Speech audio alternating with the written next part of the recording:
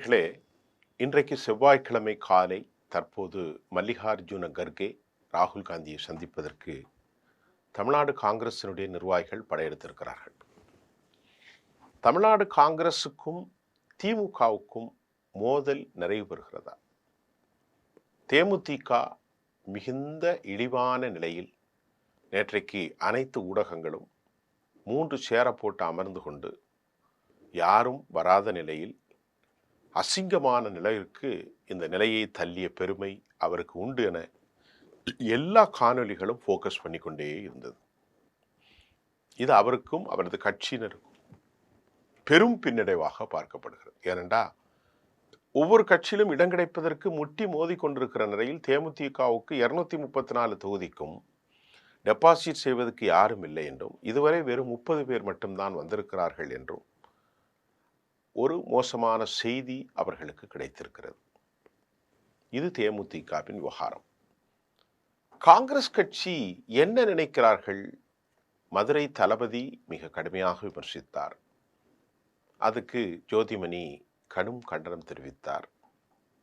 இன்று ராஜகண்ணப்பன் இவர்களால் பெரும் சிக்கலாக இருக்கிறது, இவர்களை கலற்றிவிட்டு செல்லலாம் என்ற தொனியிலே அவர் பேசியிருக்கிறார்.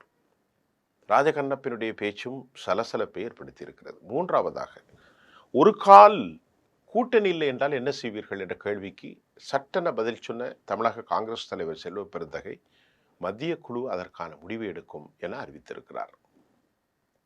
வழக்கம் போல் பிரவீன் சக்கரவர்த்தி, மணிக் தாகூர் போன்றவர்கள் ஆட்சியில் பங்கு, அதிகாரத்தில் பங்கு.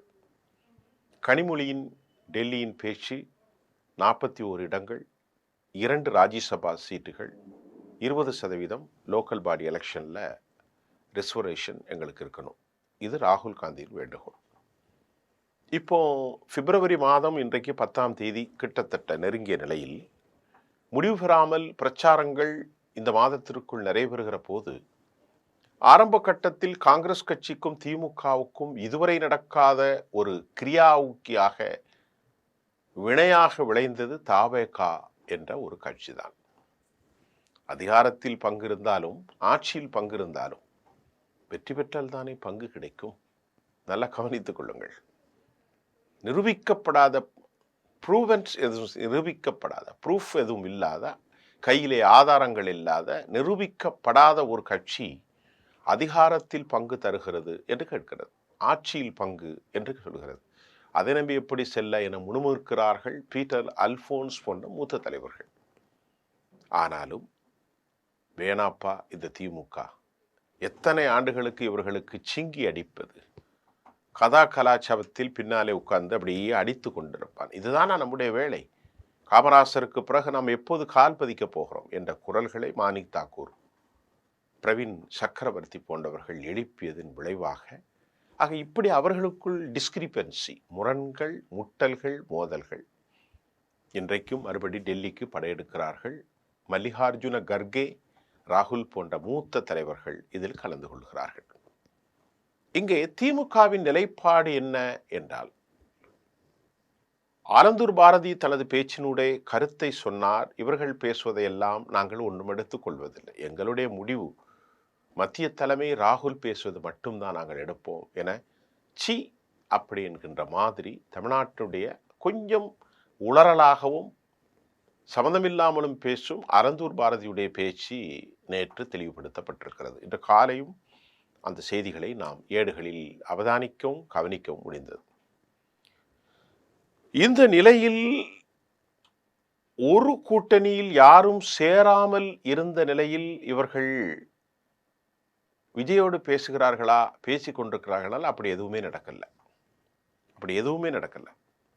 காங்கிரஸ் கட்சி திமுகவோடு மட்டும்தான் பேசிக் கொண்டிருக்கிறது. திமுகவுக்கு இப்பொழுது நெருக்கடி என்னவென்றால், எடப்பாடி காங்கிரஸ் என்று சொன்னால் இவர்களை தள்ளிவிட்டிருப்பார்கள். ஆனால் இப்போது 3வது பிளேயராக ஒருவன் வந்து நிற்கிறாரே, நடிகர் விஜய். இவரால் நமக்கு சிக்கல் வந்துவிடக் கூடாது என்பதில் மத்திய திமுக அறிவாலய தலைமை கவனம் செலுத்துவதன் விளைவாக தமிழ்நாடு முழுவதும் ஒரு ஆய்வு கணக்கை அவர்கள் போட்டார்கள். குறிப்பாக தூத்துக்குடி, திருநெல்வேலி, விருதுநகர், தென்காசி, நாகர்கோயில், திருச்சி வரை எல்லா இடங்களிலும் காங்கிரசுக்கென்று வாக்குகள் இருக்கிறதா? இருக்கத்தான் செய்கின்றது.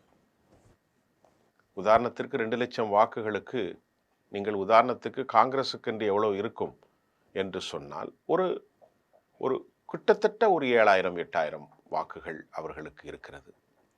சில தொகுதிகளில் 4000 5000 12,000 10,000 இப்படி ஒரு கலந்து வாக்குகள் அவர்களுக்கு இருக்கிறது.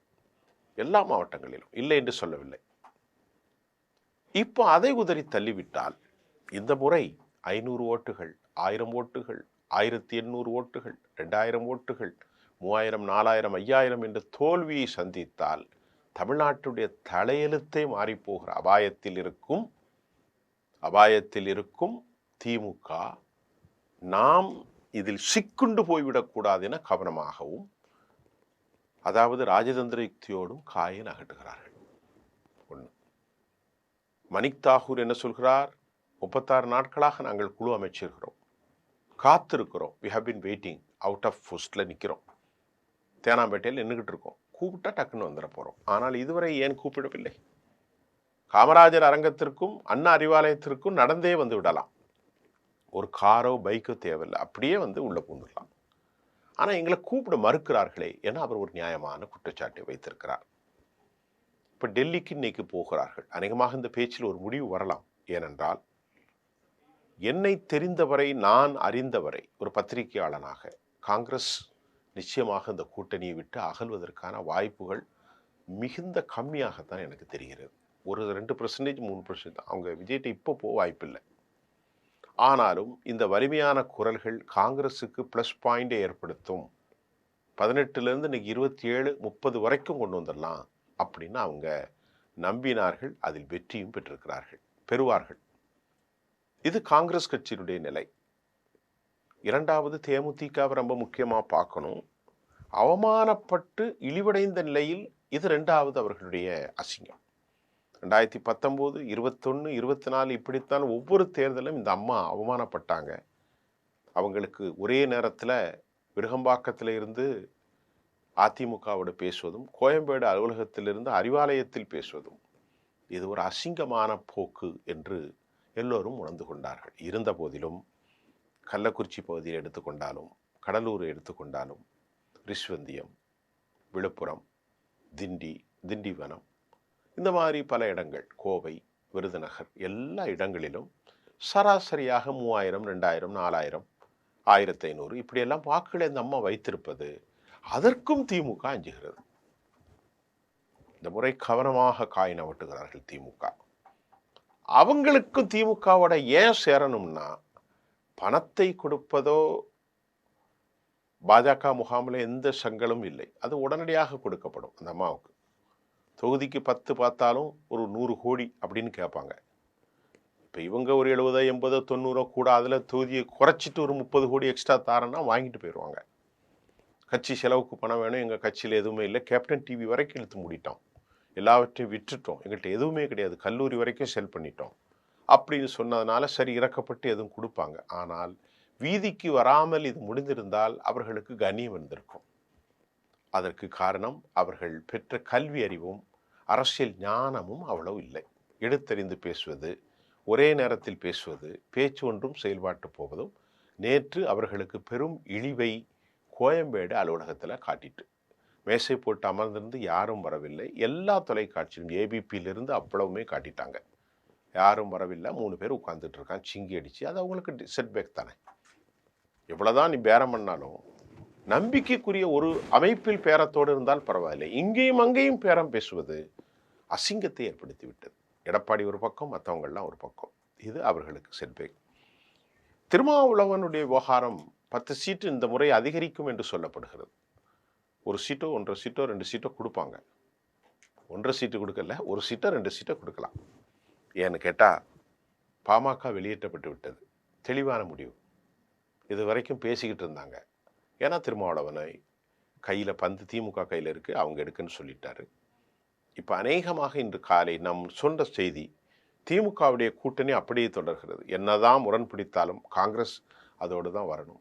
தேமுதிக 75-25 இருக்கு. 75% திமுக பக்கமும் 25% அல்லது 60-40. திமுக பக்கம் 60-40% இந்த பக்கம் தான் இருக்கிறது. அநேகமாக அவர்கள் பெறுவார்கள். ஆனால் அவர்கள் எதிர்பார்க்கும் தேர்தல் செலவுக்கான பணம் பாஜக அதிமுகவில் கொடுக்கப்பட்டதை போன்றதொரு தொகை திமுகவில் எப்பவும் கலராது. அதை விட அவங்களுக்கு முக்கியம் தான் பையன் உள்ள போகணும், அதை விட முக்கியம் ஒரு எம்பி உள்ள போகணும், அதை விட முக்கியம் ஒரு 5 தொகுதி ஜெயிக்கணும். இதுதான் அவங்களுக்கு முக்கியம். ஆனால் பாரதிய ஜனதா 10 தொகுதிகளை இன்னைக்கு ஜெயிச்சு ஆகணும். இரட்டை இலக்கத்தில் போன தடவை 4, வானதி சீனிவாசன் கன்னியாகுமரியில் 1, நெய்னார் 1, இன்னொரு பக்கம் சரஸ்வதி ஈரோடு.